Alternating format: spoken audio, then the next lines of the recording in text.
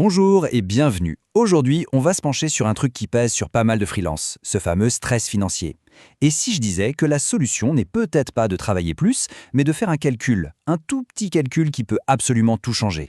Cette pression constante, cette incertitude à la fin de chaque mois, cette impression de ramer sans jamais savoir si ça va suffire, c'est une réalité pour beaucoup d'indépendants. On connaît.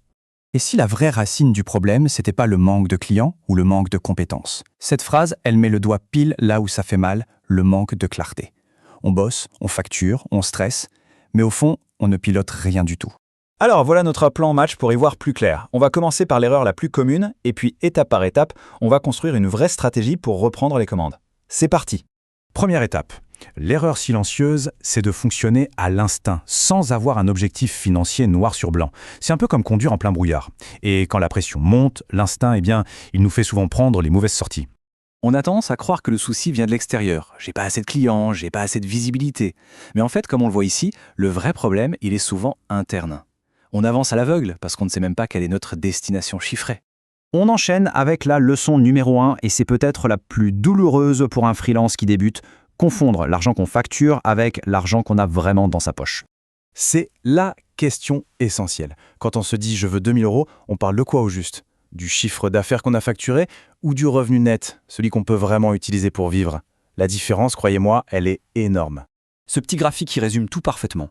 Une part non négligeable de chaque facture que l'on encaisse ne nous appartient en fait jamais. Elle repart directement en cotisations sociales et autres taxes. Et voilà, le chiffre qui change toute la perspective, moins 22%. C'est pas une opinion, c'est une réalité mathématique. Facturer 2000 €, ça ne veut absolument pas dire qu'on peut en dépenser 2000. Et cette réalisation, elle arrive souvent trop tard, au moment où il faut payer ses charges. Aïe. Bon, allez, assez de théorie, on va rendre ça hyper concret pour que ce soit limpide. On va prendre un exemple et pour ça, on va faire connaissance avec notre freelance fictif, Thomas. Pour savoir où l'on veut aller, il faut d'abord savoir d'où l'on part. Et ça commence par lister toutes les charges personnelles mensuelles. Voilà celle de Thomas. Ce sont des chiffres assez classiques qui représentent sa base de survie. Donc si on fait le total, on arrive à 1800 €. C'est son minimum vital. Mais se contenter de ça, c'est accepter de vivre sur le fil du rasoir, au centime près, sans aucune marge en cas de pépin. Franchement, c'est la recette parfaite pour le burn-out. C'est là que tout bascule. Thomas, il est malin. Il ajoute une marge de sécurité de 300 € pour pouvoir respirer un peu. Du coup, son vrai objectif de revenu net, ce n'est plus 1800, mais 2100 €. C'est la somme qu'il doit avoir pour lui à la fin du mois. Et maintenant, attention, c'est là que la magie opère. On va faire le calcul à l'envers. Pour avoir ces 2100 € nets, combien Thomas doit-il facturer en tout? Eh bien, on divise son objectif par 0,78 et le résultat est sans appel, il doit générer un chiffre d'affaires d'environ 2700 €.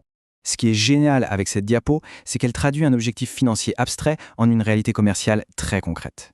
Pour faire ces 2700 €, Thomas doit trouver soit 18 clients à 150 €, soit 9 clients à 300 €. Et ça, ce n'est plus du tout le même métier. La stratégie change complètement. On va voir maintenant à quel point ce simple calcul change absolument tout dans la tête. On passe de l'anxiété la plus totale à un vrai plan d'action clair et précis. Et voilà, ça illustre la transformation à la perfection. On passe d'un objectif complètement flou et infini, trouver des clients, à une cible précise et concrète. Il me faut 9 clients ce mois-ci. Un objectif qui est mesurable et donc qui devient atteignable. Ok, maintenant que le chemin est un peu mieux éclairé, regardons ensemble les pièges les plus courants sur la route, ceux qui peuvent faire dérailler même les plus motivés d'entre nous. On les a un peu survolés tout à l'heure, mais les voici. C'est les grands classiques. Confondre le bruit que le net, bien sûr. Oublier sa marge de sécurité. Garder des prix trop bas qui rendent l'objectif impossible à atteindre. S'épuiser à travailler plus au lieu de travailler mieux. Et enfin, ignorer qu'il y aura forcément des mois plus calmes. Le point le plus important maintenant, c'est de voir comment appliquer cette logique à sa propre situation, à son propre business. C'est le moment de passer du mode survie au mode stratégie. Alors voilà un petit exercice très simple en 4 étapes. On liste toutes ses charges. On ajoute une marge de sécurité pour avoir son vrai besoin net.